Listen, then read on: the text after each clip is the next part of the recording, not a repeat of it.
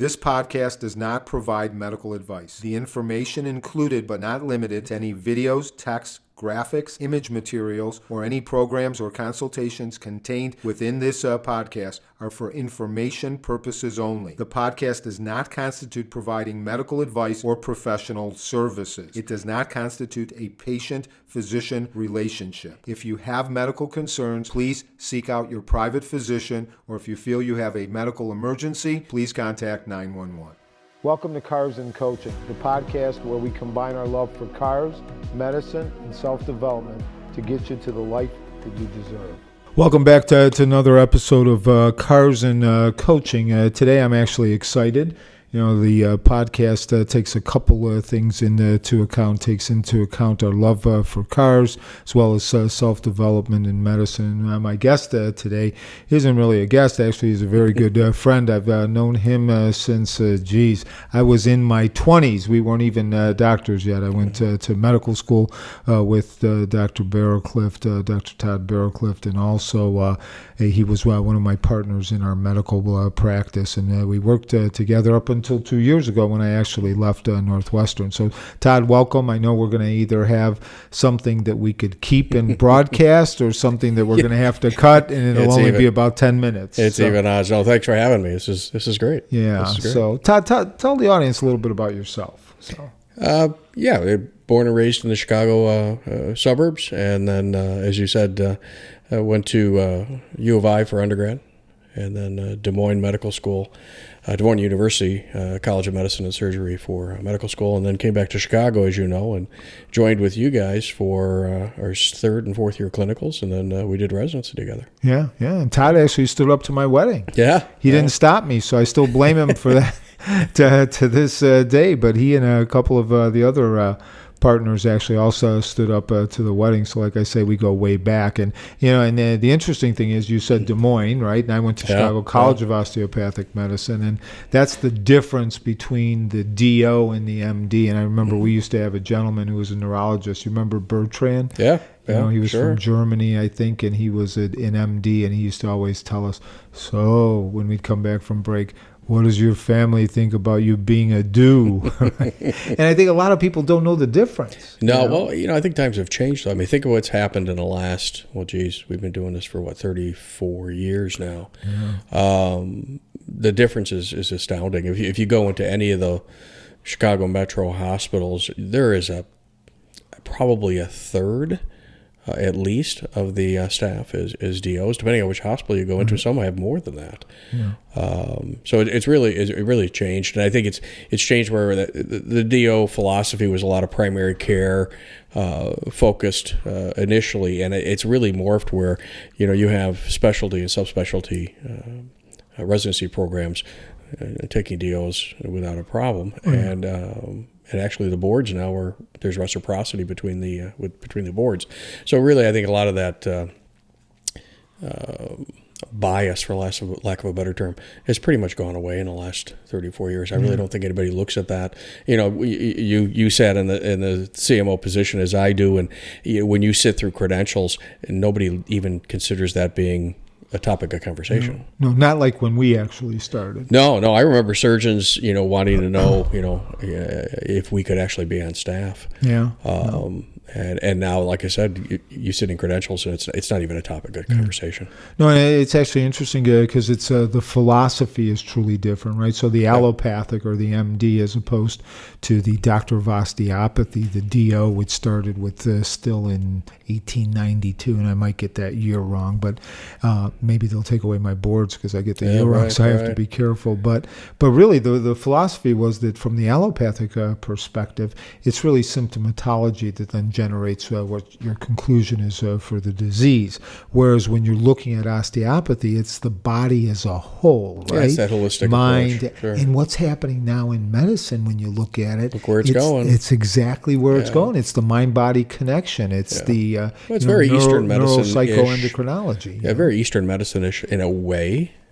In the way they approach things, obviously different in many ways, but I think it has some similarities.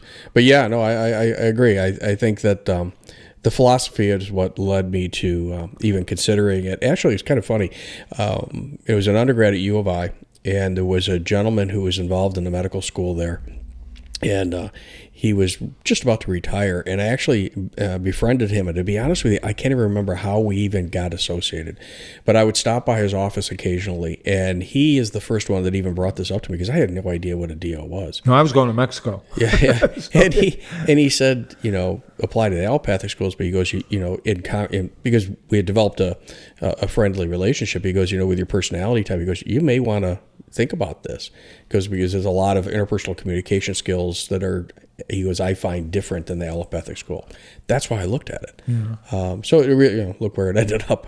I went nowhere. Yeah, no, I think it's extremely important, and I think it's important for everyone to know licensure exactly the same. Specialties exactly board the reciprocity. same. Board reciprocity.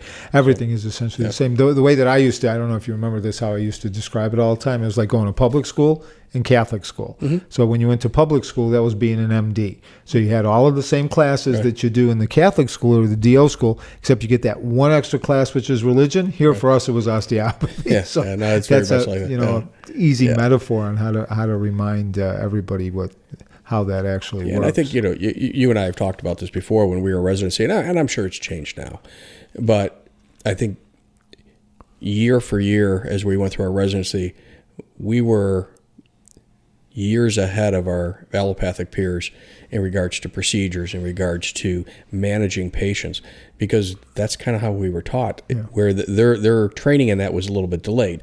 Now, everybody eventually evens up, but I think there was a profound difference in the residency program as to where we were in our third-year residency as opposed to an allopathic third-year resident. Yeah, no, I always said, and I think the allopathic programs that we trained in, because we went to different hospitals for our externship, our third and fourth year, as well as internship and residency. I think you're right. The deals, we knew how to do all of the procedures, and we knew how to stabilize first and then figure out the differential diagnosis, whereas we felt as though the allopathic were the opposite, right? Yeah. They knew what was wrong but couldn't do anything. And like you say, eventually, I'm not taking anything away from them. Everything all evens out. It really does. Yeah. Now, that being said, I think anecdotally, and I don't think there's any study done on this or anything like that, but I think that there's just a true difference in the patient approach and interpersonal communication skills in the vast majority of DOs versus MDs. It's just something anecdotally I've noticed. And so, is that due to the training? Who knows? Yeah. Who knows? And you won't know because we were immersed in it from day one. So we don't know the difference unless we actually isolated and went through the program. You wouldn't know the difference. That's why when you ask that question, I find it interesting because I don't think I've had anybody ask me that question in the last 15 years because it's become such a moot point. Oh, yeah. Nobody asks anymore. No, unless you say I'm a DO, and somebody will say, well, what's that? It's very funny you said that. So I was walking through the main lobby of the hospital today, and there was an elderly gentleman with a Navy hat on. It was the USS Abraham Lincoln, and so he was being pushed by, I think it was his son, a younger gentleman who was still probably well in his 50s. And so I thanked the older gentleman for his service. And I said my nephew was on the Enterprise and my godfather was on the Wasp back in World War II. And so we started chatting, and his son said, "Oh, you're a DO." I said, "Yeah, I'm chief medical officer here and I'm a DO." And he goes, "Oh, my brother's a DO in California." And that led to a whole conversation of 5 minutes of talking about, DOs in California. And in California, there's a plethora of DOs in California. So it's just a very interesting conversation that you never know when those kind of things pop up and the conversations you get led into. Yeah, and like you say, I think now the competition, it's almost an even keel for the residency programs. Not completely. I think there's still some things that the people maybe look if you're going to do against, some subspecialty fellowship. But not when we went, though. No, there was a definite. I mean, if you were going to get a neurosurgical residency as a DO 35 years ago, 34, it was a little bit different. And we knew some people that actually went through the DO program, went back, got accepted to the MD program because they wanted to be a cardiothoracic surgeon or something of that nature, which was different. And now it's changed totally. Right? Which I've told the story, and I know. I mean, me and Todd weren't only business partners. At least I consider him a friend. Sometimes I think he may consider me a friend. So we would talk. Depends on the day. Literally every day.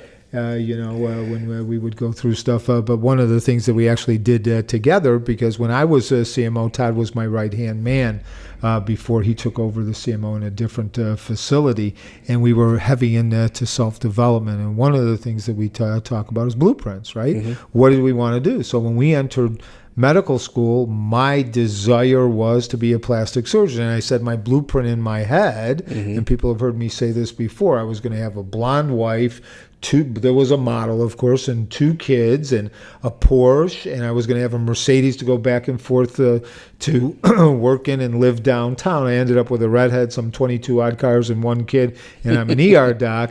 Well, your blueprint was different too, because originally you wanted to be an orthopedic surgeon. Yeah, that emanated from when I was 17. I was a competitive gymnast and had a mid-shaft left femur fracture.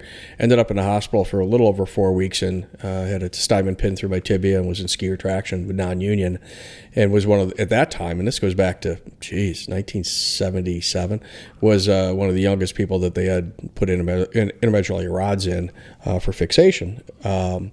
And that kind of led to my interest with orthopedics. And so to your point, I wanted to be an orthopedic surgeon.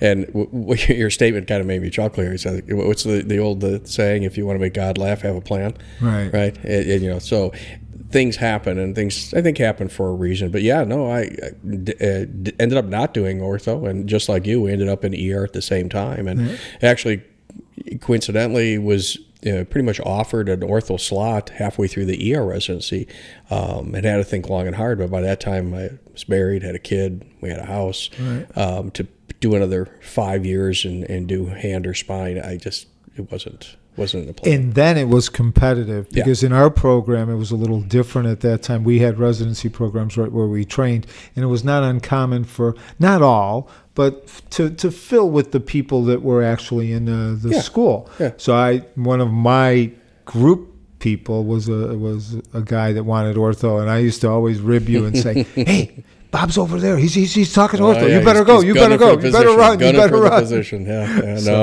Those were interesting times. It was stressful. I mean, everybody has to worry about where they're going to match and where they're going to end up being. And if you have family ties, you don't want to leave necessarily the area you're in. But no, we were lucky because they were expanding the program the year that both of us finished. Actually, and we were lucky, I was accepted in Ohio. Actually, I was supposed to go to Ohio, and then Chicago came through, and so I stayed mainly because of family. Was that a good decision? Who knows? Well, it ended up, it's the old saying, right? Decisions create your destiny. If you would have gone to Ohio, who knows where we've been? I may not have had Demi, or I probably would have been a hell of a lot better off because I've been carrying you for all these years. It's true. It's true. Funny story on that too. Backing up to college, you're talking about plans. So my plan was not to stay in Illinois at all. I mean, I was accepted to USC, schools out west, applied to Annapolis, and my plan was to leave. Went out to California and toured USC and Arizona, and thought it'd be kind of nice to go out there. I came home, and my dad said, how was your trip? Said it was great, and I said, I think I'm going to go here. And I already had my plan for nuclear engineering as my first semester, and he said, that's great. How are you going to pay for it? And so it dawned on me. And I was the first person in my family to go past high school. So I just thought that stuff happened. I had nobody to mentor me and nobody to kind of walk you through those changes. So U of I, here I come. It was cheap, and it was in Illinois. So who knows where that would have led me if I would have gone out west. I don't think I would have come home. Could have been working with Elon Musk now. Could have made something of myself. Now you're just a doc. Shit. I get dime a dozen those DOs. Terrible friends. I got nothing. It's the whole mess. So we went through the residency program, which was a lot different in those days compared to what happened. We had no restrictions of how many shifts we could work. We got beat like rented mules. Yeah, and we did. We were doing 22 to 25 shifts a month. flipping back Well, and do you forth remember, during days and nights. And trauma and neurosurgery rotations at Loyola and County. 36 hours on, 12 hours off, no days off, 3-month blocks. Yeah. No, back to back. Yeah. No, And so you do 2 of those for 6 months, you wouldn't see home. Yeah. There was sleep But we deprivation. got good training, though. I mean, we saw a lot. Well, so, yeah, and you and I talked about this, and I'll probably get in trouble for trying to even verbalize it because I'll get some national foundation coming after me. But I think the difference in the residency programs now is I don't think that the residents get the patient contact and management that we did over the same period of time due to the restrictions in the time. Now, I'm not saying what they did to us was right. I mean, it wasn't. No. But the experience and the clinical acumen I think we gained over those hours, I think it hasn't been appreciated by those that made the decision to cut the hours. I mean, you can cut the hours, but you might have to lengthen the program, and that's not going to happen. It's a trade-off, right? It really is. And so, you and I, when we were running a group, we commented on that a number of times, that the newer physicians that we were hiring as they were coming out, they needed to almost go to finishing school. They still needed another year to kind of refine the clinical acumen that they had. They weren't bad docs. There's just a final refinement, and then making that transition to a community hospital setting out of an academic training center is a jump. And so I think it just took a little bit longer for them, I think, to make that change. Yeah. No, I agree. And we actually we went through that, and we didn't learn much because we stayed for a year after our training in that same environment. Yeah, I think we were just pretty much worn out. I mean, I didn't have the bandwidth to go look for a job somewhere else. I really didn't. I was pretty tired. And so, it was an easy transition. We knew everybody, so it just seemed like, okay, we'd take a break. And I remember, again, just going back to the pay when we were residents, right, compared to now. Oh, my God. Yeah, no, hugely different. Hugely different. I mean, it was also 35 years ago, but still. I mean, it really was a marked difference. And I remember getting my first check as an attending. I had no idea what to do with the money. Now relatively now it wasn't as much but at that point in time and you went out and bought a new truck. Oh my God, it was great. But we also used to work like dogs too, right? Any day we had off in a residency, I was moonlighting in Indiana. Because needed cash, right? Worked pretty much every day. So we did that. We graduated. We ended up passing our intern boards and then going to get our ears pierced. Remember that?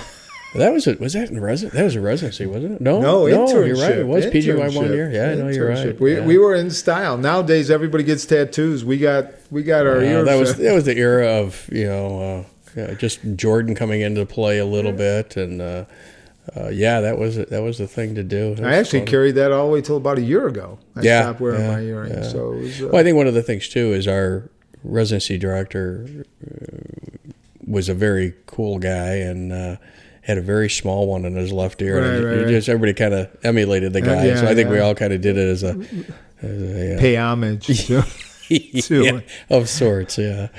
That was hilarious. Did a lot of stupid things. I remember my dad when he was still alive. When I got my ear pierced, I came home and he says, the more education you have, the stupider you are. It's true.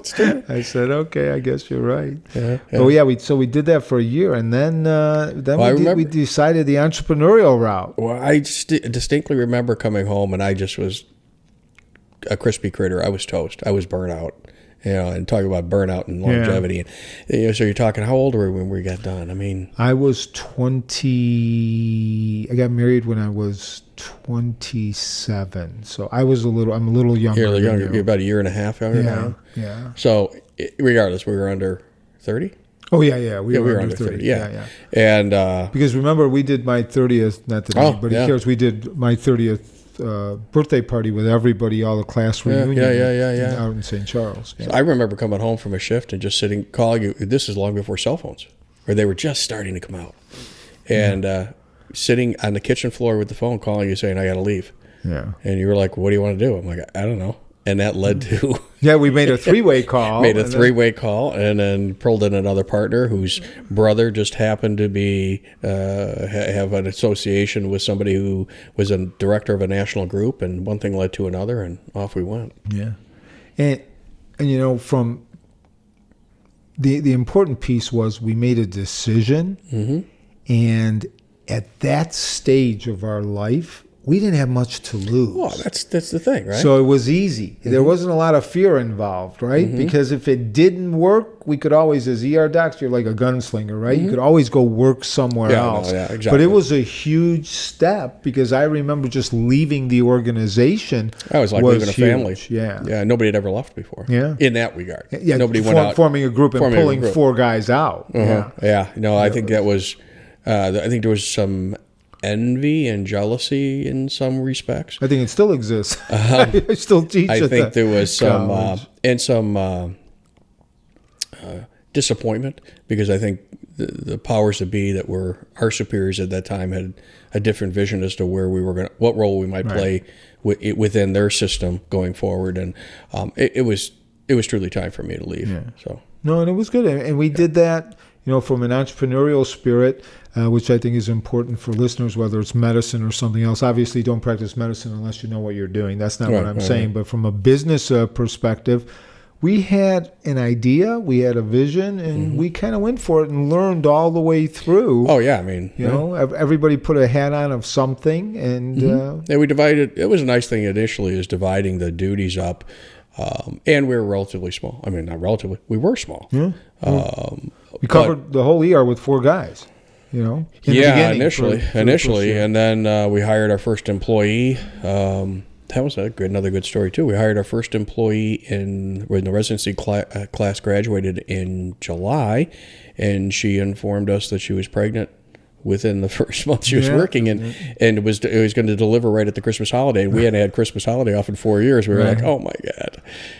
But that was the beginning of multiple employees. We grew it pretty big. I mean, we really did. I mean, we ended up having 2 ER contracts, 2 hospitalist contracts, an ACMED program, and in between all of that, we built some houses and lost some money in the city. We did a lot of ventures. Plus, we stood up a regional EMS resource center within the hospital, which they didn't have before, and ran it. So there was a lot of local influence that I think we and subsequently the group had on developing a smaller rural hospital into a suburban hospital of moderate size, not super small, but not real big.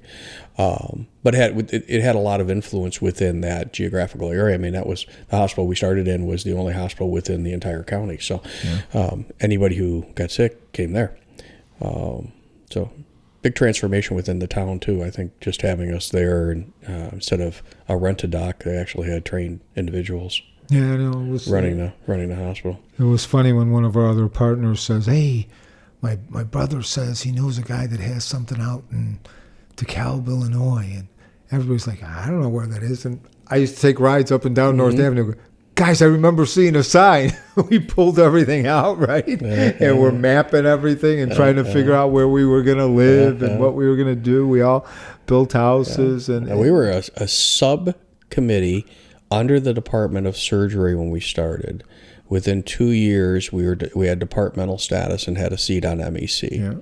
And after that, politically, then you have some influence over, hospital operations and where things are going. And slowly our influence grew, to the point where you ended up being our CMO. The group was there for an extended period of time. And still there. Yeah, still exists. So, just under different different ownership.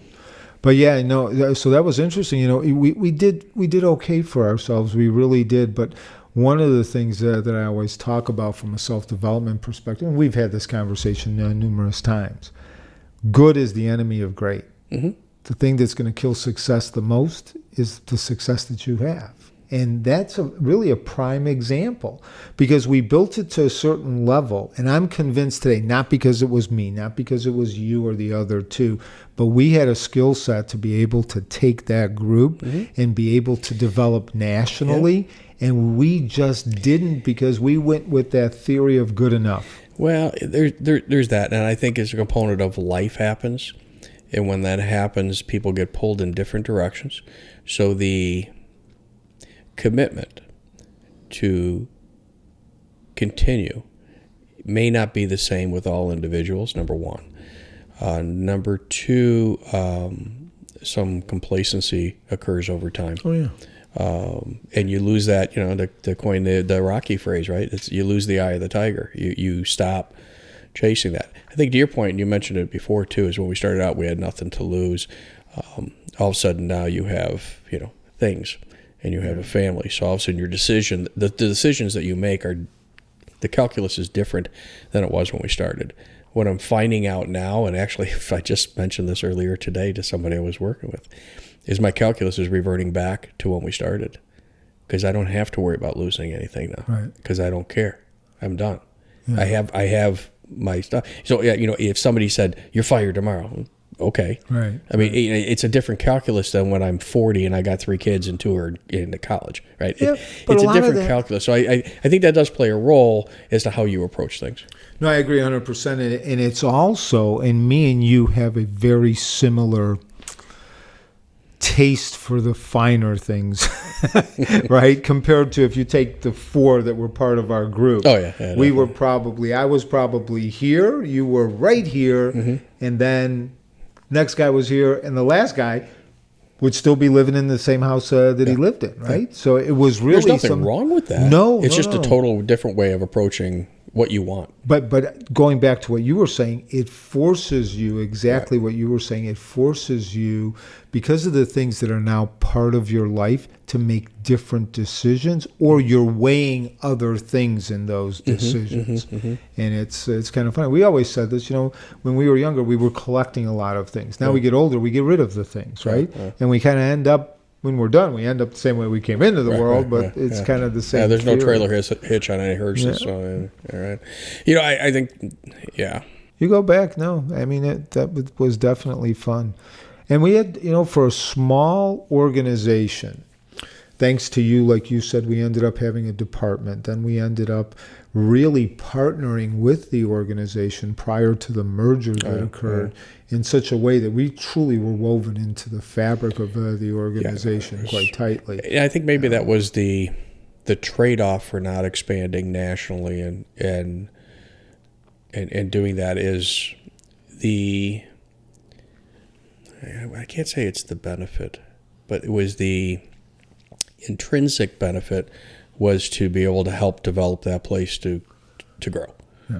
And that's really where our energies went, and not so much into our personal wealth development by expanding the group. Right. So it sounds kind of silly, but I think there was a lot of that there. And I think that's what hurt us somewhat, hurt our feelings somewhat when maybe there wasn't reciprocity at certain times, because we were so devoted to the place. Yeah. If we didn't perceive the place as being devoted to us, we took it personally because we were so devoted to it. Yeah. And that's an important factor in business, right? Yeah. Because you're kind of mixing two things. You're mixing your ego with the business piece. It's kind of like professional sports. Yeah. Even the big names that they think they would never, right? Who the hell thought Jordan would have played for somebody else? Or some of the other big names in different sports that are traded, right? Uh-huh. It's a business. And we approached it differently. I think we learned so much because we were there, right? I mean, we came in completely green and ended up truly understanding how to run hospitals and all kinds of things. From a different perspective. Businesses itself. I mean, there's a business acumen that they don't teach in medical school. No, and that's what actually got us to the certain levels where we were at. But I think there's a change too, just within group dynamics, into the commitment to the group. And I think you and I were always committed to the group because the group always came first, to the detriment, really, sometimes to our personal detriment. Yeah. But the group always came first. Where that commitment may not be held sometimes with other individuals that are your partners with. So those things change. Doesn't make them bad people. It just, the dynamics change, and when that happens, there's a change in the dynamic structure. There's a thing called a triangle and a quadrangle and how groups function. And when you get people peeling off or doing different things, that relationship changes. Yeah, it's hard. I mean, it's hard. We did it for a long time before we finally unloaded. And we went through a lot of stuff. Heck, we went through a national shooting, right? Yeah. Actually, I was on duty that day. It was just an average Valentine's Day, and it was about 3:30 in the afternoon, and we were reasonably busy. And paramedics came in dropping some patients off, and heard some squawking on the box going about some gunshots. And, being in a college town, many times it's just pellet guns and goofiness, college kids. But the squawking got a little bit more intense, and I said, this sounds real. And the guy goes, yeah, we got to go. This is real. So I just basically called blood bank. I said, send me all the old negative blood you got. I called a disaster drill. Actually, you didn't call me. You know what happened? I was in this room, believe it or not, sitting at the desk behind me. And I was talking to Andrew, another gentleman that actually works with us. We had a different deal. We were buying some property downtown. Oh, yeah. And he had said to me that, hey, gunshots, and me being the smart guy that I normally am, I says, somebody didn't get what they wanted for Valentine's Day. I was being a smart guy. He goes, I got to go. And I got to the stairs, and I know the audience can't see that, we're talking about 100 feet. He called back and said, no, you got to come. Maybe it was Andrew that I called somebody. I thought it was you. No, Andrew was there too, I think. Andrew was there. Who else did I call? Yeah, Andrew was there. You may have called Pat. Maybe Pat or Greg. Yeah. But within short order, I mean, literally within 15 to 20 minutes, we had all of us there. Yeah. Had 2 surgeons, radiologists reading packs, and I launched 4 birds. As far south as Peoria. So the nice thing about it is we had the new hospital that had just opened in October, and so we had a pad at the old hospital, which was on the same campus. The airport was only a mile away, and we had one in the air, and we would just hop them. Yeah. Hop one from the one pad to the next pad, and anything we couldn't take, if it was something that was, severe neurosurgical trauma, we'd have to ship out or thoracic. But otherwise, we took care of pretty much everything. Which really is surreal, because if you think about it, our resources, and you're 100% right, thank God, number one, it was in the new hospital, right? Number two, the timing, makes sense. At night, nobody would have been in a school, right? But, right. But that actual timing where all of us were available at that Yeah, and you're in the afternoon, but resources are still readily available, and you can turn them on real easy. The other thing I thought was interesting, and I've mentioned this to family members and other people that we've had this discussion about the shootings and so forth, is, we trained down in the city, and it was a knife and gun club, and every night we dealt with gunshot wounds. I mean, it was commonplace, and so you get kind of numb to the depersonalization of it, and I think it's something that factors into burnout and so forth, as you start putting up walls emotionally and you shut yourself down emotionally because you just can't do the job if you let yourself get too involved in it. And it hit me. The first patient I saw was a young girl. It had taken a shotgun blast to her face and her chest. And when I walked in the room, she was almost catatonic. I thought, oh, geez, is she dead? And I look at the monitor, she's got a heartbeat, it's got pressure. And I realized that, she was just basically in a state of shock from the episode. But the thing that struck me the most is I had a daughter in school the same age. And I was like, wow. It was like all of a sudden that wall kind of breaks down. Oh no! That was hard to do, and then you kind of check yourself back into work mode and get through the day. No, and it's true. It depends how you relate to those things. Mm-hmm. Because I remember I'll take a little side note on a crazy story. When I was still without my son now, me and my wife went to Hawaii with some neighbors, and the neighbors had young kids, and we get to Hawaii the first night, and the wives are crying because they miss their little kids, and the husbands are consoling them. I didn't have a kid. I'm like, what the suck? You know what I mean? And then after I had Michael, I cry at Disney movies, right? Right. It's different because it hits a different chord. And you're right. When I remember walking into those rooms, and my patients weren't as lucky as the young girl that you had, and you tried to do everything to bring them back, and you didn't, and it's hard. And the city was a little bit.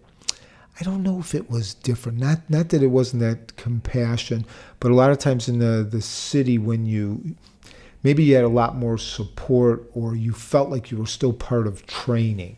Whereas here was so unexpected.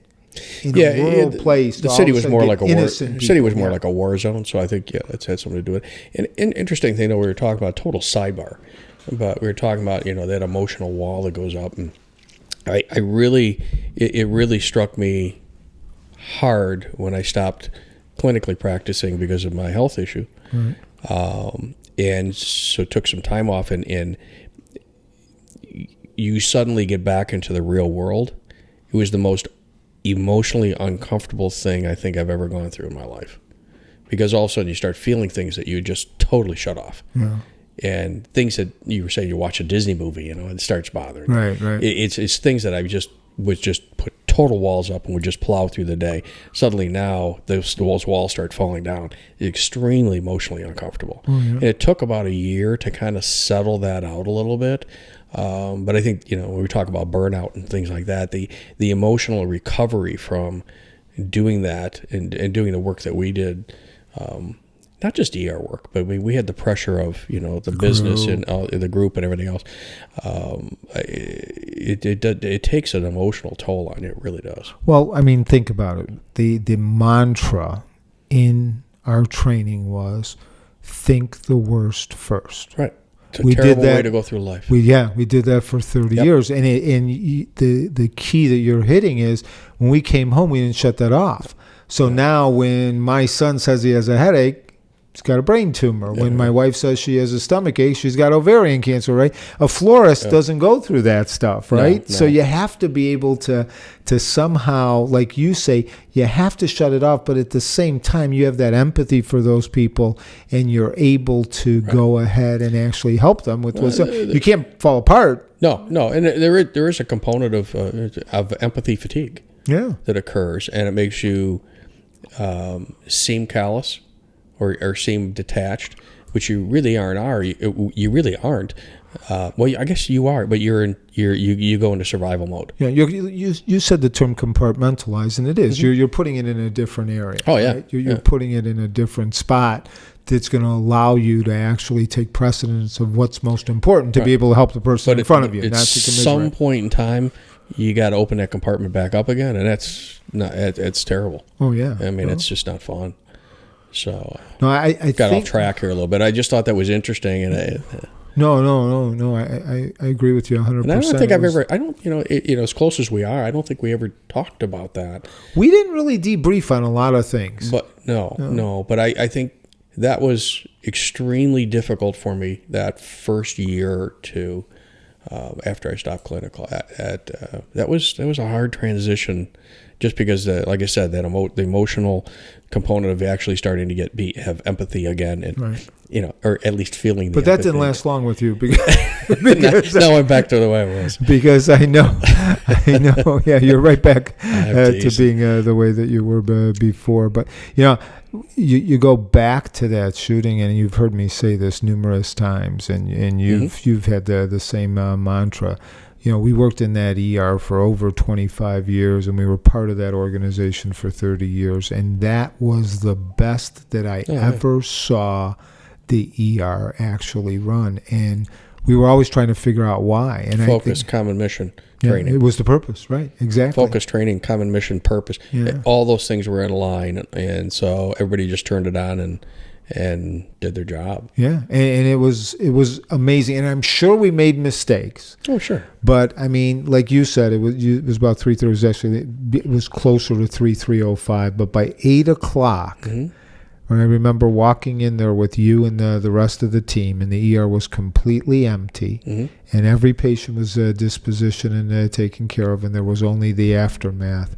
And everybody worked as a team because it wasn't about them. It was about a different mission. And I always said, if we could bottle this stuff, the ER will run tremendously. And then the next day when we worked, we couldn't get a urine if our life depended on it. So, I mentioned this today. I did an onboarding with new employees, and one of the things talked about just very briefly in passing, and they don't understand what I'm saying necessarily, but maybe at some point in time they'll reflect on it. Is we're talking about high reliability organizations, and you hit the nail on the head.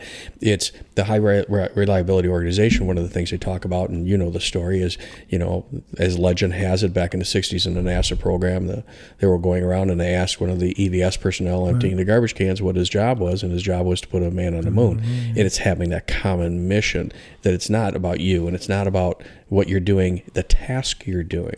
It's about what's the mission and goal and purpose of the organization. That's what's driving everything. And so to your point is, I think that's why we worked very well that day. There's been other episodes where we've been able to turn it on, not to that extent because it hasn't been that vast. Right. It wasn't that all-consuming. No, a true flow state. Yeah. Right? Time stood still. Right. You said everybody focused on what they were doing.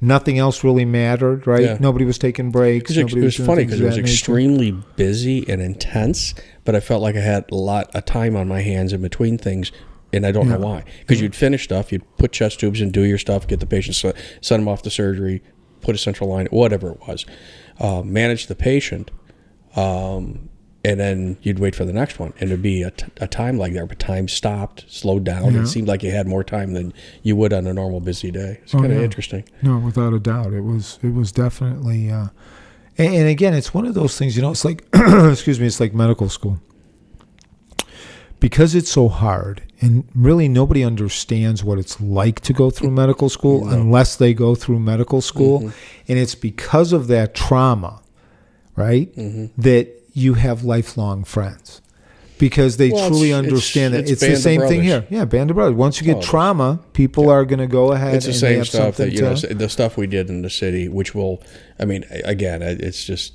there was a different time.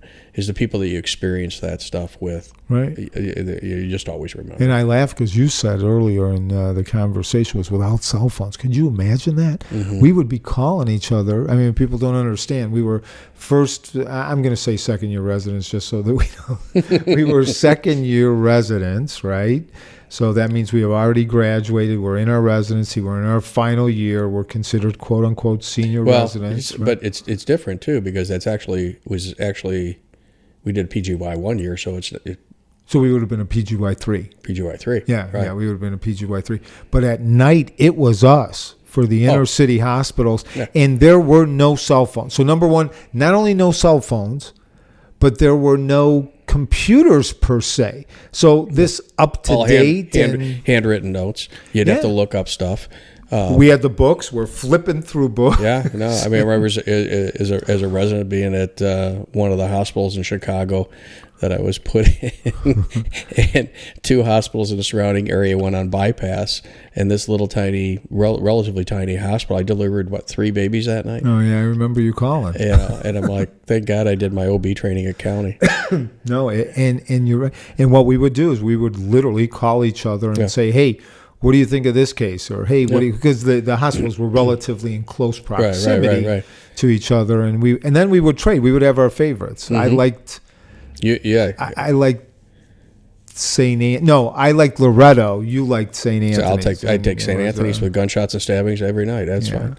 My junior resident would leave at midnight, and most times with a police escort to the highway. Yeah, they'd shoot the St. Anthony statue every night. Yeah, it was definitely a hoot, and then we grew, and then all of a sudden everything started kind of taking off in the community, and like we said, new hospital, the volumes were going up, and we actually started, for a small system, working collaboratively with. I mean, obviously everything was driven by senior leadership, and we weren't part of them at that time, but working collaboratively with them.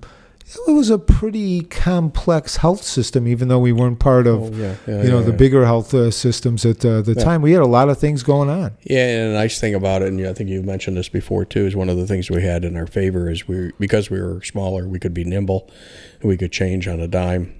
Yeah. It allowed us to, I think, be successful, easier than a big health system that has a lot more bureaucracy in it. Oh yeah. No, it was. And we had a lot more operational control and influence to the C-suite than you would in a big, megalith.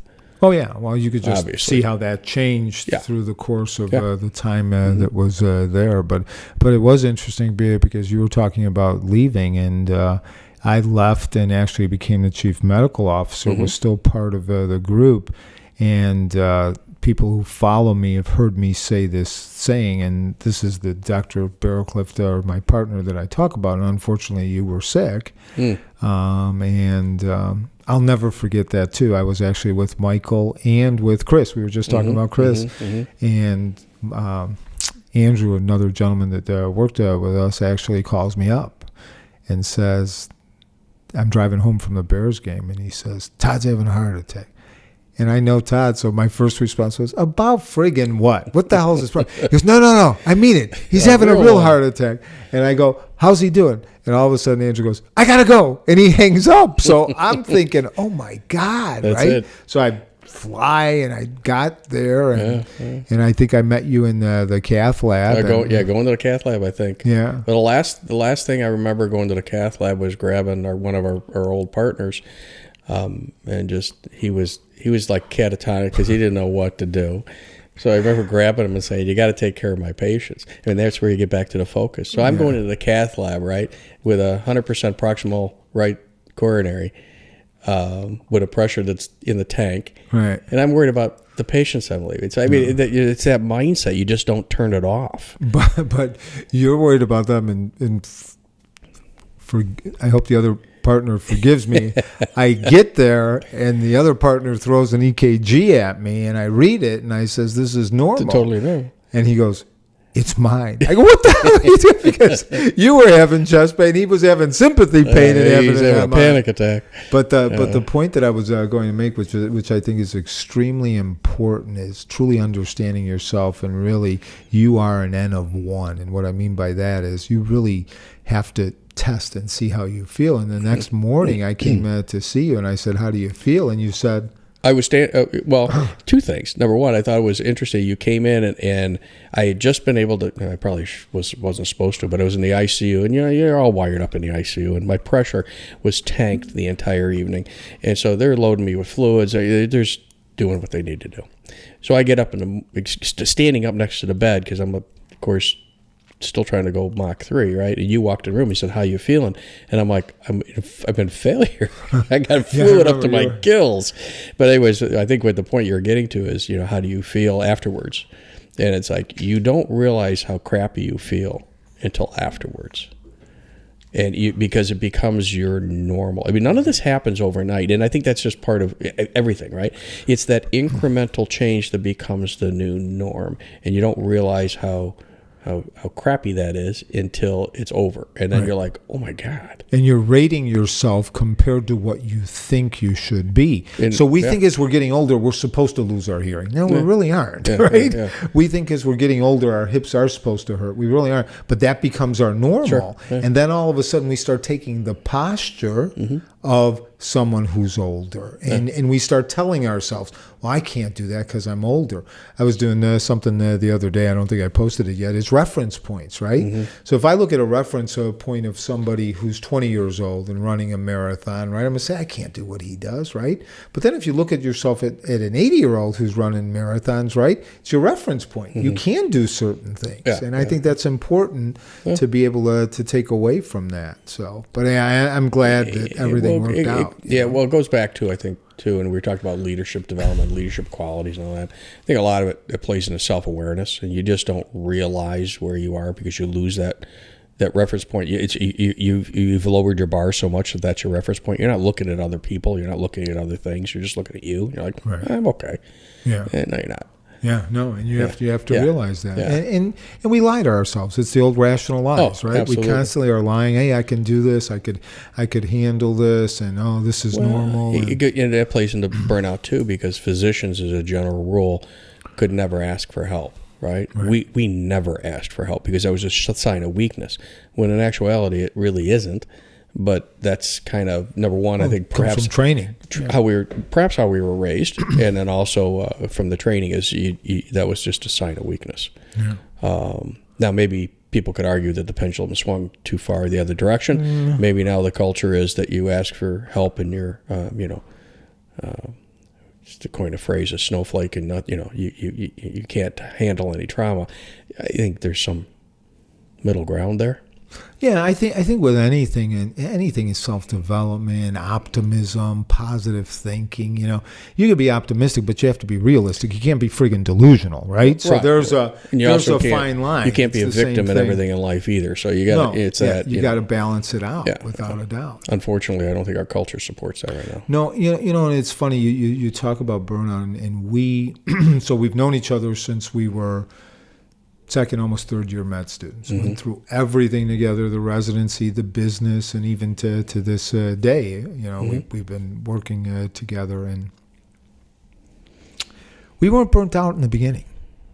We had a lot more work. We weren't burnt out in the beginning. And part of the reason was, I think, if you look at burnout, right, the reasons that cause burnout is what?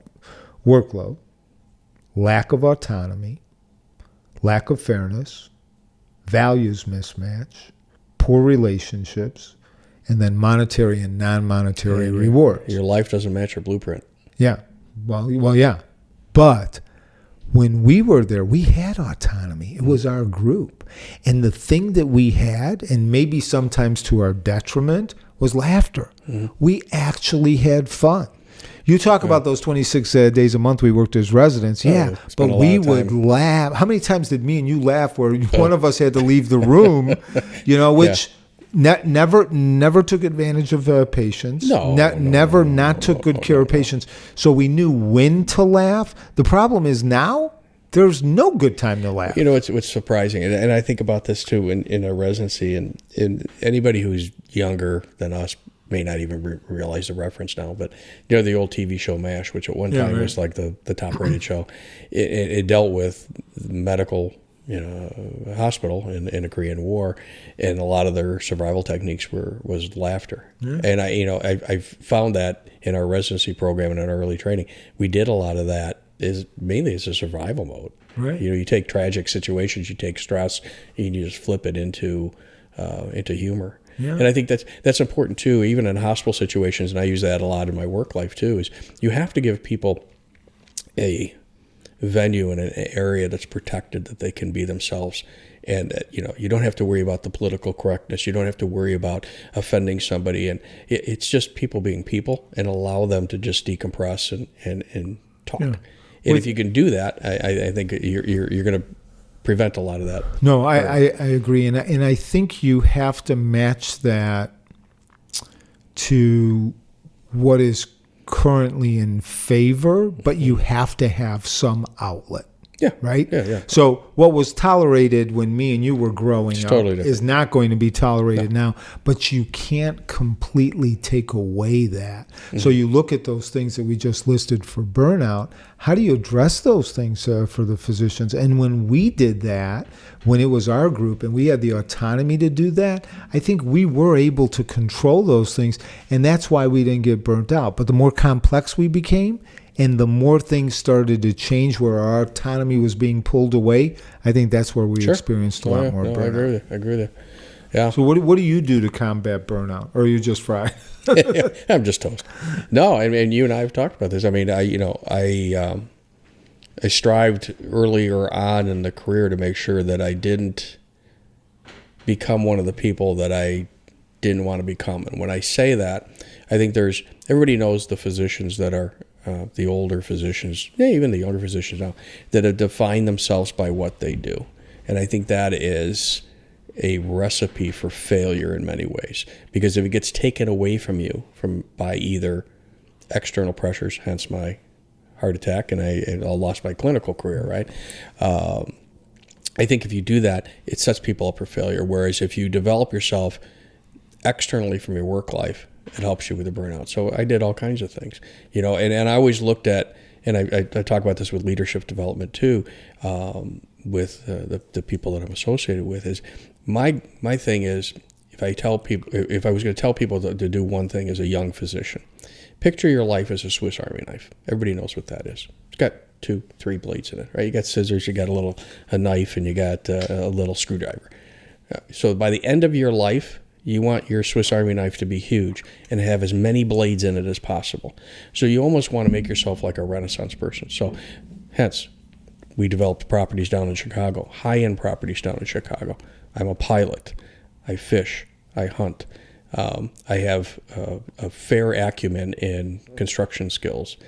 It's those kind of things. You just keep on putting new tools in your toolbox, add a blade to your Swiss Army knife, and that prevents you from becoming so myopic in your work life that I think leads to burnout. You got to have an outlet. You got to do something different. No, without a doubt. And you hit on a couple of things. It's that self-awareness, right? To make sure you have the ability to choose to do something different.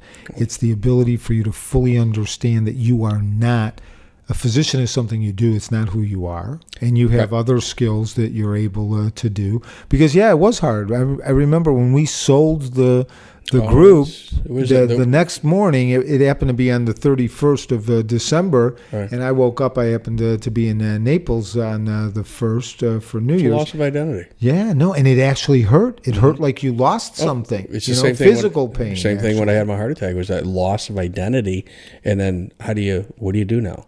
I mean, who are you? Now, I had my own personal life and things. Swiss Army knife was still rather full, but my professional life had been totally changed. So how do I recoup that? Now, thanks to you, I was able to do that because you offered me to come back and assume that position as director of physician ops.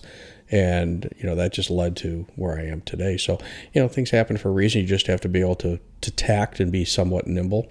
Yeah, no, I think the nimble part is important, and I think it was important to bring you on board because of the amount of skill and talent that you had, and who was I going to go to lunch with? I mean, those were the important things.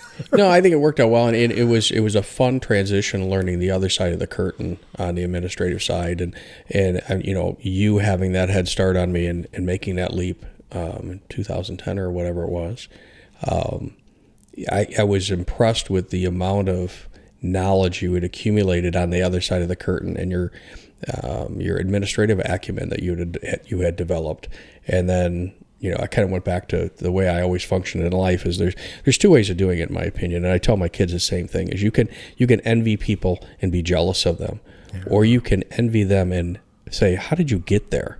And then figure out how to follow in their footsteps. So that's kind of the tack that I've always taken, and it seems to be rather fruitful over time.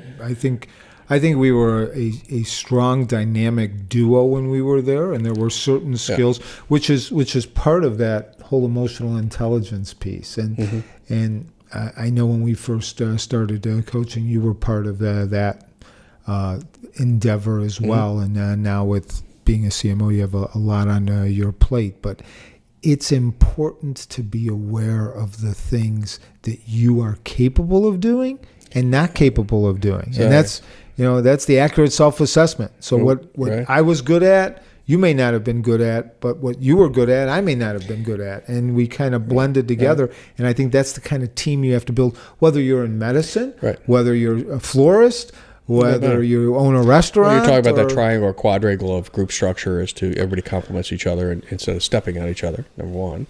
Number two, we talked about leadership development and so forth. And, I like the Harry Kramer rules of leadership, or guide to leadership, right? And so you hit it, right? You got your self-awareness. You got to have it, or you're dead in the water. And your self-confidence, but it's not knowing what you know so much as it's knowing what you don't know, and filling those gaps with people that are able to do that and surround you. And then the balance of listening, and there's a difference between listening and understanding. You can, listen to somebody and it doesn't help the person. But if you listen to understand, you may not agree, but you can understand where the person's coming from. It's that balance that helps you, call the ball on things, and people will, even if they don't like where you're going, they'll respect the fact that you actually understood where they are coming from. And then you can work from there. Yeah. And it's very interesting from the leadership perspective. I mean, as everybody knows, I do consulting on burnout and things of that nature. And emotional intelligence actually insulates you from burnout. Why? Because of the things that we're talking about. Right. You understand your emotions. You're self-aware.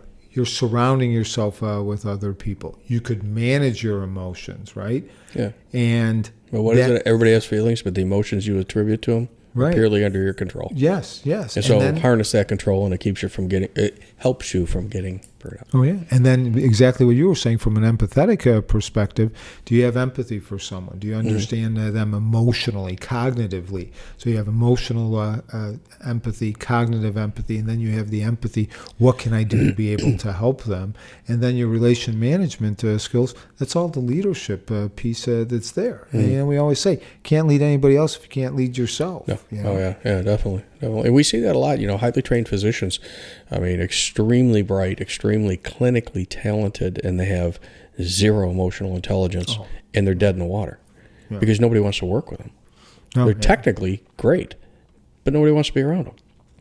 Yeah, no, emotional intelligence. I can't stress that enough from any of the things that are there. And now, now I think medical schools are kind of seeing that change. They understand the importance of teaching people emotional intelligence skills and coaching. I think it's going to be harder now than perhaps when we were younger, too, because of the influence of social media. I just think the younger crowd coming out may not have the emotional intelligence and social skills because they've been interpersonal communication skills because they've been blunted by social media. Everybody's sitting on their phone and nobody's communicating. They're not developing that emotional intelligence within themselves because they're too busy trying to post on social media. I think that's part of the problem with social media is it being used for good or used for evil, right? Yeah. Because the amount of stuff that you could actually learn, I forgot what I was listening to. You'd be amazed at how many classes from Ivy League and well-known institutions and universities are offered free online. And we were talking about it earlier. When we were in the ER, we didn't even have a computer because it wasn't advanced to that point. We didn't have a cell phone, right? And I remember the first cell phones, they were as big as both of our two microphones put together, right? They were these huge blocks. Either that or the bag phone. The bag phone. Looked like an army phone. So now, it depends. So I think it's going back to understanding the three questions in anything, whether you're in medicine, whether you're an entrepreneur, whether you work for somebody. What do you want? Why do you want it? And are you committed or are you interested? If you could figure those things out, and then I love what you said about look at somebody, but don't be jealous. Take that jealousy and say, hey, listen, I'm going to use the jealousy or envy, not to put that person down, but to understand how they actually created something. How they got there. And move them into a different realm, not be resentful. And nowadays we think we know everything. Well, I think it goes back to what I said earlier. It's a constant victim mentality. I'm a victim, I can't do this. It's like, no, find out how that person did it. Instead of being a victim, emulate what that person did or make it your own. Right. Figure out how you can be successful following that person's footsteps. Success leaves clues, right? Right. So it's not hard. No, really not. No, I was talking to somebody the other day, and I said, we make up all of these excuses, and we rationalize in our head why we're not doing things, but there's no reason that you can't be on the cover of a muscle magazine, if that's what you want. I'm not telling you. There's no reason. Oh, you must have seen my last picture. Yeah. I need somebody to hand me my glasses. But no, those are things we could all do. We could accomplish so much more if we were able not to hold ourselves back and to truly understand that we have the capability of doing those things. But we always negotiate ourselves back down for a lot of reasons. And it's also, I think we've culturally kind of shot down individualism and self-determination. Yeah. I just think culturally we're in a bad place. So I think people need to change their mindset a little bit. Yeah, I think it's going to come. It it's swings, a pendulum swinging. It goes back and forth, and we've seen all kinds of things. I don't think docs are going to be independent anymore the way that they did. But we saw the buy up with the HMOs and then the release, but I don't think that's going to happen. No, I think the group dynamics and just the economy of scale has made it such that I think that ship has sailed. Yeah, I agree with you. And I'm not saying that's necessarily a bad thing. I think it's just a new development. It's just being able to harness that and make it something good. Yeah.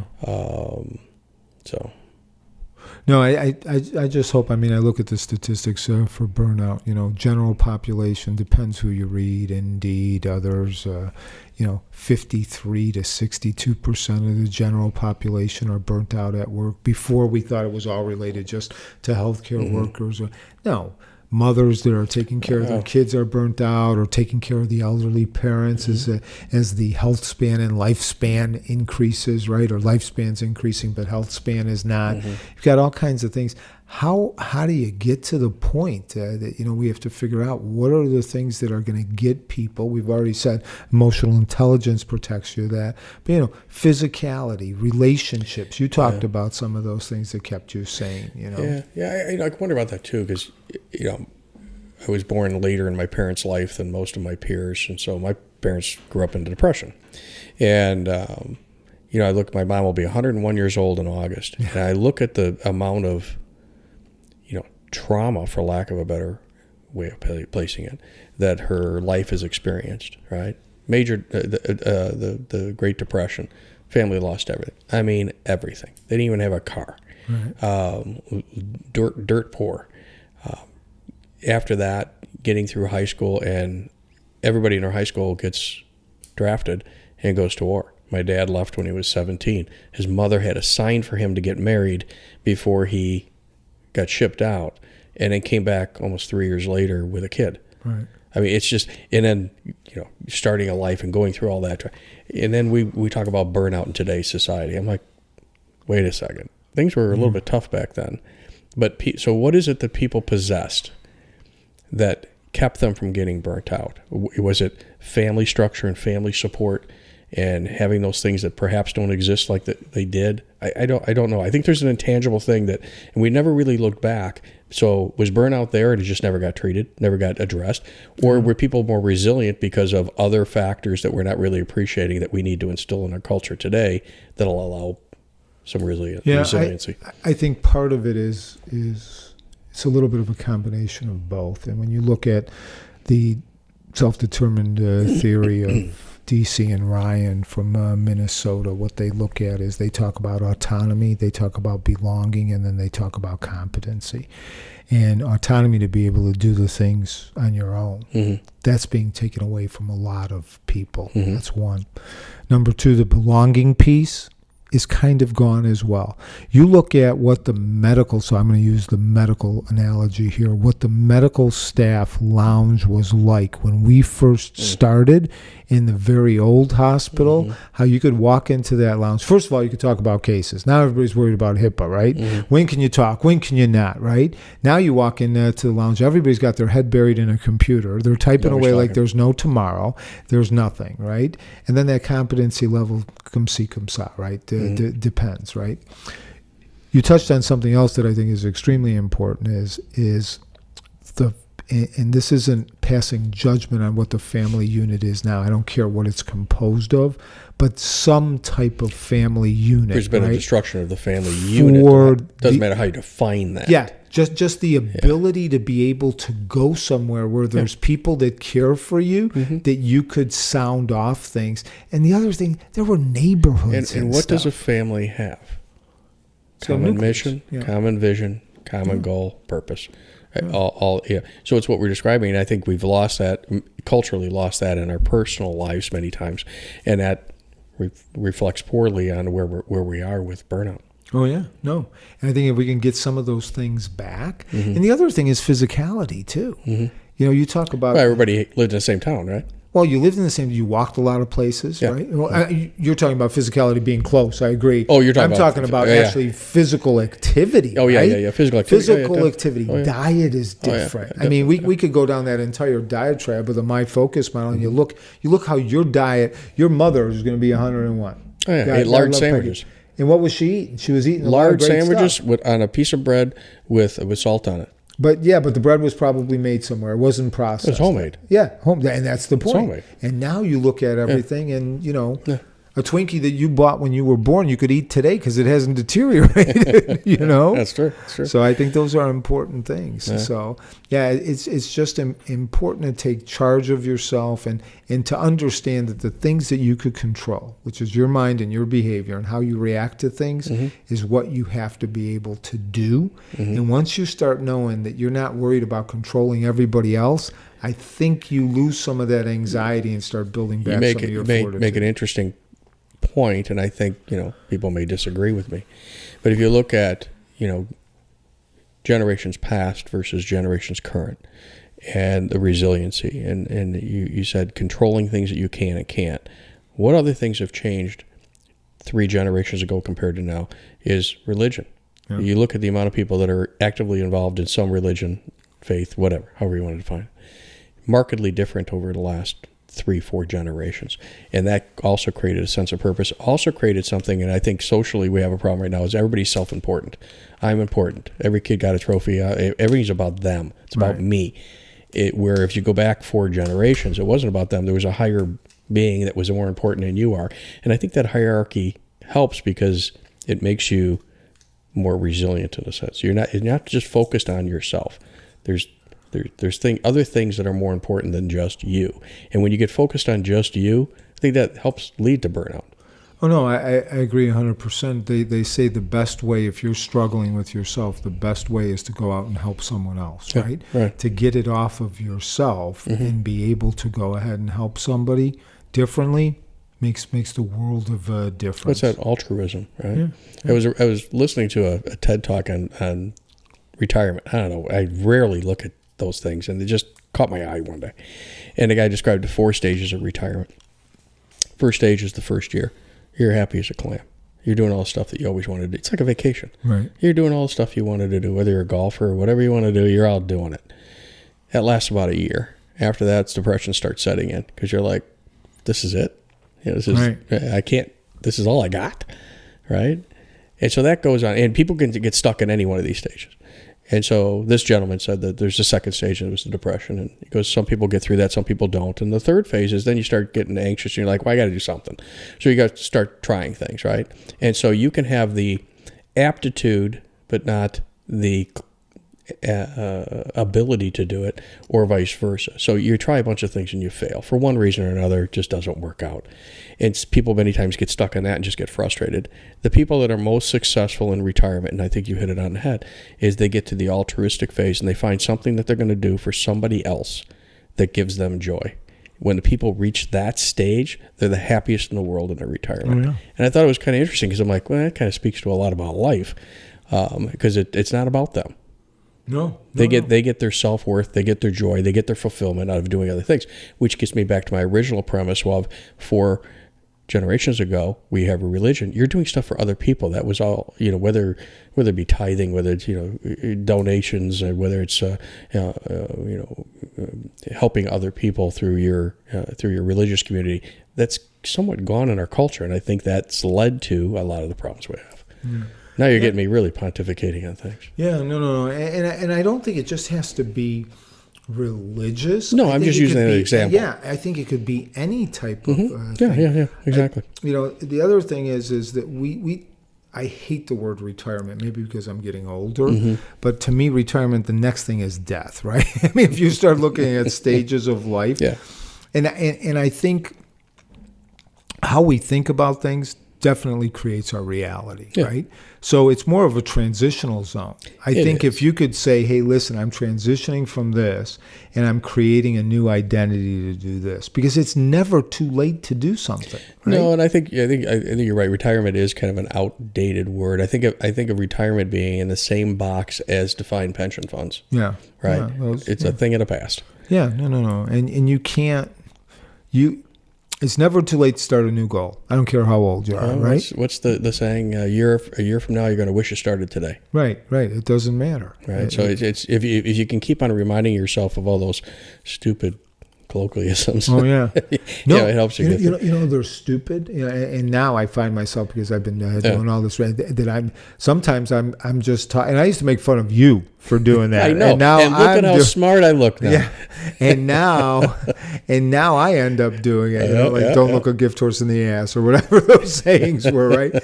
But the reason those things stick is because there's truth in it. There's a sliver of truth in everything. Right? Yeah. No. It's like conspiracy theories, right? There's always a sliver of truth in there. It's just people get wacky about it. Right. You go through it. But that's what makes it believable. Yeah. No. So we touched a lot on leadership, and I know when we were working together, we always said the most important thing about leadership is influence, right? You have to be able to influence. That's probably the most important characteristic. Influencing without authority. Yeah, is in being able to drive people. And I think what people have to understand from that perspective is I think the first person you have to influence is yourself. I think that's the catch. If you can't influence yourself to do the right things that are right for you, how the hell are you going to influence somebody else? Right. And especially docs, right? That's one of the hard parts I can imagine. You want to fail, tell a doctor what to do. Yeah. You'll fail instantly. Well, because what are you hitting? You're hitting autonomy. Hitting significance, hitting autonomy. I mean, all those buzzwords, they're going to stop listening to you. So I laugh because autonomy autonomy is the terrible twos. Nobody realizes that, right? Everybody, it's the terrible twos. No, when a kid gets smart enough, everybody wants to be able to do something for themselves, right? Yeah, right? And that's the terrible twos. That's when autonomy starts. Trying to control their environment, and somebody's telling them no. Yeah, because they can't make decisions on their own behalf. It's the same thing. So I've known you for way too long. Well, now 2/3 of my life. Yeah. Right? Is that right? If we do the math right? Yeah. I've known you in my life more. How the hell do you word that? I was in your life more than I've been out of it. Is a way of looking at it. Associated with you in some way, shape, or form. Right. So I've known you for 40 years, and I'm alive for 60. The other 20, or 61. The other 20, I didn't. You really didn't get good until you met me. Yeah. That's what you're saying. Yeah, I understand that. No, that's where the burnout. I think that's actually came from. So we touched on a lot of things. We talked about burnout. We talked about the ER. We talked about which hopefully is important for people to be able to pull out what two goats are talking about, because we've got a lot of battle scars. But what would you have done different? In frame that for me. Anything in the business. In the business? Yeah. It's really not a fair question, because if you do something different in the business, you'd end up doing something different in life too. Yeah. Boy. This was a hell of a great run. I think I would have been. I would have taken a more aggressive role at trying to define where we were going before the partnership started to fractionate, because I ended up taking that role more with you as things went on. But by that time, you had gone on to the admin role, and the ER business, it wasn't where our focus was as much. Right. So I think if I would have done that earlier, I think we may have gone a different path, or perhaps. So I guess regrets. That would probably be the only one I had. I've used this comment with my daughter when she was an executive for a financial firm down in Chicago, and we talk about leadership, and we talk about development and getting into the C-suite and so forth. And I said, she'd ask me, how did you get where you are, and what's it like in the group? And I said, within group dynamics, there can only be one Batman. I said, but I play a mean ass Robin. Mm-hmm. And she always liked that. I've heard her use that term before, or use that phrase before. And I think that's it, knowing that role. And so maybe my regret is I didn't assert myself more and say, all right, let's do this together, kind of as a dual Batman, and driving the group. And maybe that's the only. That's actually interesting, because you've said that numerous times, that you were, depending on the circumstance, my Robin. You were Robin compared to my. And I'm using it as just but goofy no. But I think the important part to take away from that is, and it's too late now, right? It's not too late, because we had a great run, but is you defined that. Mm-hmm. So somewhere that was your exactly in maybe wrong term, insecurity, right. protection blanket, thermostat was set. Yeah, I can't go right, because you're exactly right. You're only going to go as high as you think you're going to go, and if you already say I'm Robin, you're never going to be Batman. Right. And I think that's important for the audience to understand. Well, exactly. The other thing too is, so how am I going to do that? Leave and do something different, or am I going to stay within that role? And I think group dynamic wise, I probably should have just asserted myself a little bit more in that role, saying, no, it's going to be you and me. We're going to take this. We're going to do something different, instead of just saying, okay, well, I'll support. Let's just keep on doing it. So that'd be really my only real. Yeah. No, I kind of agree with you. I mean, since we did this whole thing together, right, is I would have enjoyed it more, number one. And number two, I think you're spot on. One of the things that I teach and preach now is, what's your plan? Yeah. What's your end goal, right? Yeah. We didn't have one. No. We were going day to day.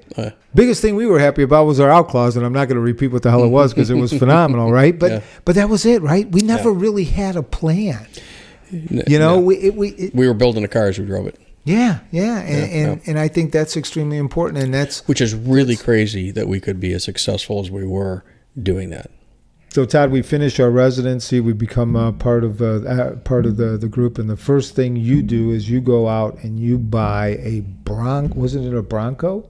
No, it was. Oh, it was an Expedition. So you're talking about the first car during residency when we started? Yeah, when we bought it through that one plan. What did you buy? I bought a red Mazda RX-7 when RX-7s were really cool. Well, no, we both had RX-7s. Right, I bought the red one and you bought the black one.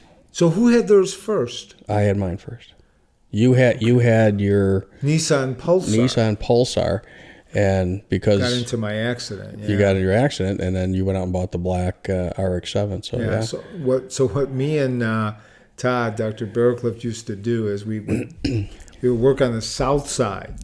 Yeah. And we would go on Friday and we would have happy hour, whatever. Cokes. We were just Cokes. Yeah. 7-Up. We were very cautious. Yeah. And they did not have the passes. Oh, no. This is when you had to throw coins in the basket. You had to throw coins in the basket. For the tolls.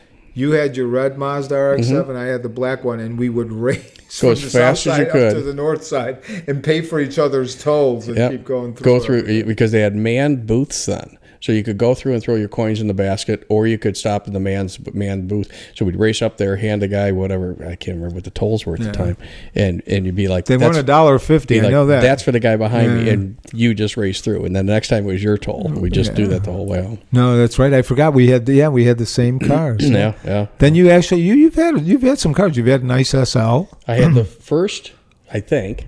I had the first Ford Explorer in the city. That's what I was thinking. The Ford Explorer you bought. I bought that because I had bought a boat and I had a trailer it. I remember you bringing this over, and this was 1990. It would have been 91. Yeah, it was in. It would have been 90. Would have been 90. Yeah, 90. Would have been 90. And SUVs and all that stuff were not. They were just coming around, and I remember you bringing this truck, and I'm thinking to myself, what the suck did you buy? Yeah, because I had through my wife, a family member who owned a Ford dealership, actually a couple dealerships, and there was the hot new, It was blue. It was blue, hot with tan interior. Yep, and it was Eddie Bauer. Eddie Bauer, I remember that. Because I remember going to a car wash in the city of Chicago, and the gentleman that was drying it off thought it was really cool because I had my name stitched in the seats, and he thought my name was Eddie Bauer. And I'm like, okay, I'll go with that. No, and then you had a Porsche. You had a Boxster. Yeah, Porsche Boxster when it was. I had that. I had the S500 Benz. Yeah, I remember that. You had that. SL500. Yeah. Then the MLs. You had a couple MLs. You had the E-Class. I had an E-Class. The E3. I used to call you and say, "There's a sale at Mercedes," and then we go buy cars. Yeah, no. The funny story of my first Mercedes is we had just finished residency, and during residency, I was driving a car that my mom had given me. It was a Datsun 510 hatchback that had God knows how many miles on it. I mean, I can't even remember. And I was driving home one day, and it literally just blew a rod, and it was done. It was done. So it coasted into the driveway. It literally happened almost just as I was coming home. And so I called my brother-in-law at the time, was working, I think it was Joe Madden Ford. And I called him. I said, what is the cheapest car you have on the lot? And he said, well, we have a Ford Escort station wagon stick with an AM radio and no AC. Sold. Yeah. And so I bought that car for $8,000. Anyways, drove that the rest of the residency. We had gotten a dog, and the dog had gotten sick and literally had diarrhea all over the back of the car, and you could never get that out. Right. And so, and of course, we had a kid by that time, so the car was totally trashed by the time we traded in. Made some cash, went into the Ford dealership, made the deal on the E300, and he goes, "Do you have a trade-in?" I go, "Yes, sir, I do. It's right out there, that beauty right there." I thought the guy was you like, didn't go to the Ford dealership. You went to the Mercedes dealership. And the guy goes, "Really? You're going to trade that in?" I'm like, "Yes, sir." Did you use the elderly couple that I used? Yes, I did. And what were their? I can't remember. Yeah, he was getting some early dementia. Yeah. Shit. The poor lady would just let her husband bring the cars around because he was getting dementia. Yep. Yeah, Lord. So that was the E300. Trying to think of what else. A couple MLs. Bought an ML for the kids. Yeah. Used ML. I wasn't going to give him a new one. Yeah. And, so Mercedes were nice. Good. So, Todd, we went through this whole journey, and hopefully we've got well, according to your mother's genes, you've got at least another 40 years. We'll see about that. I don't know where it's I'm not the years, it's the miles, man. That's right.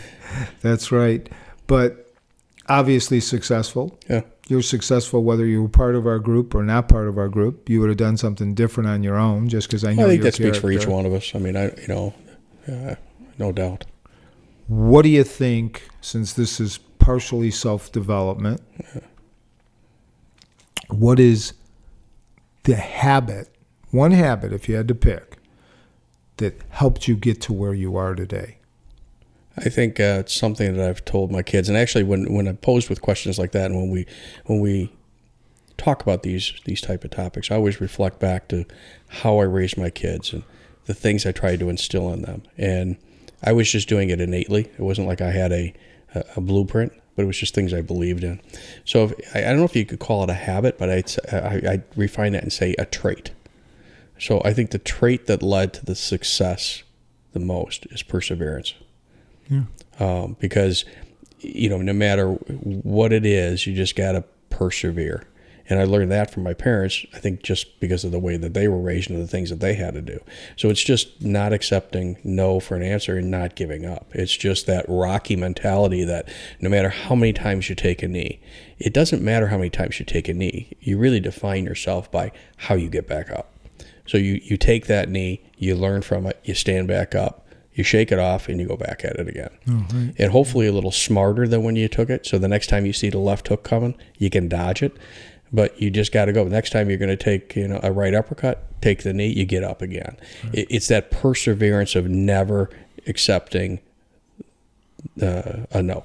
Just always persevering. If you don't have that, I don't think you can succeed. I really don't. I don't care what it is. Not medicine, just anything. Right. No, I think you're right. You take a knee and you say you're done, you're a victim. Mm-hmm. So it's being able to accept those defeats, not as a definer of who you are, just as a kind of a learning experience. Yeah, and I think it's important in this day and age to know that sometimes you might have to take a knee as long as the intent is to make sure you're going to stand up. Because if you take a knee and you're never standing up, you're quitting. And like you said, you're done. And then the ball game is completely over. Yeah. Well, Todd, listen, absolute pleasure. No, it's great. I talk to you daily, but to be able to actually talk to you on this level, I learned a lot. I learned probably that I never should have gone into business with you. No, I'm teasing. It's been a hell of a ride. I'm glad you've been part of my life. And, same with you. I mean, like I said, I owe a lot of what I have to you. So and the relationship. So and I think that's important for everybody listening too. I think it's your success in many ways is defined by the people that you surround yourself with. And if you surround yourself with a bunch of jamokes, you're not going to go very far. Yeah, no, and I agree. I think we all learned from each other, and knowing each other actually elevated us to the level. Now, some of the other guys, no, I'm teasing, could have brought us down a notch. But no, it's all good. It's all good. But again, no, thanks for the invite. No, thanks. It's been a pleasure.